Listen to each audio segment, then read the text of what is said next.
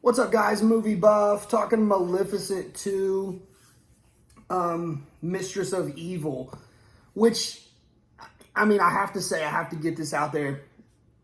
This is another basically misconstrued movie. Like the first one, like you're gonna see Maleficent, you're gonna see the villain point of view. No, you didn't. She's misunderstood, and she has a heart of gold, and she saves the princess. And this is the same shit. It's not Mistress of Evil. It's the same principle built on another story.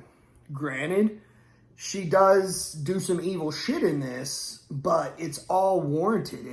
She's not an evil, bad person. She's protective. She's, cares about, the ones that she cares about, the ones that she loves.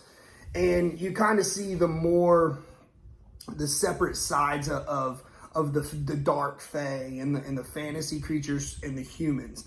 And in this realm, the queen, played by Heather Locklear, she's, you can see in the preview, she's going to be the antagonist and the villain.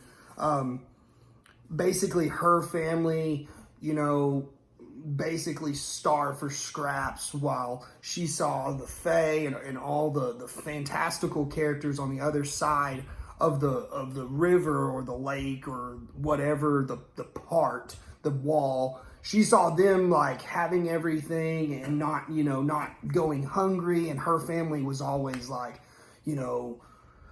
we have to work with them and blah blah blah blah blah. And she's basically just kind of sick and tired of just settling. Even though she lives in this mansion and she's a queen, she's just greedy and she wants more. And she sees that they have more, so she basically wants to wipe them out in a sense. And the way that they kind of go about that is a creative way. I'm not going to spoil it, but it does involve a little bit of magic and stuff, which, this is kind of like what that movie thrives on, is, the magic and the mystery and the fantastical and stuff. So I will say, the whole time I was watching this movie, I was frustrated. I was frustrated as hell because I wanted Maleficent to kick ass and take names like she should have. There were tons of times in this movie where she should have just went ham on everybody on screen, but she doesn't, and that was disappointing. That was the biggest disappointment. It had a cool setup, but again, you have to remember what we're watching. We're watching a Disney movie, so just like in anything else, you're gonna have that. You're not going to have that rated R. You're not going to have that needless sense of any kind of violence or secular material just because of what you're watching and who the demographic is. I mean, this is basically for kids. I went to take my daughter to the first one, and she was really the only one that I've ever heard that really enjoyed the movie. She really liked it, genuinely liked it.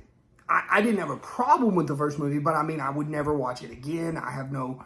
I don't know why we needed a second one, basically, but it made enough money. Hollywood is going to just whore out whatever makes enough money. I'm sure Angelina is always up for a paycheck. Angelina, like always, was fantastic in this. She's a top of the line actress. She's just as good as this as she was in the first one. She has kind of like her Maleficent,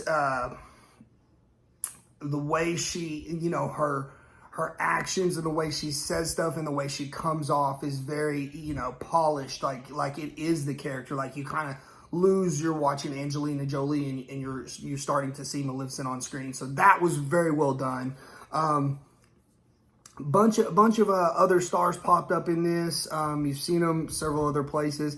They had like little minimal cameo roles and stuff as Dark Fae, but overall, it was interesting. It was. I didn't hate that I sat and watched it. I mean, the ticket was free, so it's not like I lost a bunch of money on it or anything. I did see it in a nicer theater, so I was kind of kicked back and relaxed. So it wasn't like, oh, this is an uncomfortable seat and I'm ready for this movie to end. It wasn't too long. It didn't drag out. So It had a good pace to it. The story was all right. Like I said, for what you're watching, a Disney-inspired kind of dark fairy tale, it was all right. It was all right. If you like this type of genre, you know, the Disney type of you know, fantastical storytelling, then you'll probably enjoy this. This is definitely not a bad movie by any stretch, but it's not a great movie. It's not something you're going to be telling your friends about the next day. So keep that in mind. Excuse me. Until next time, guys, see you at the movies.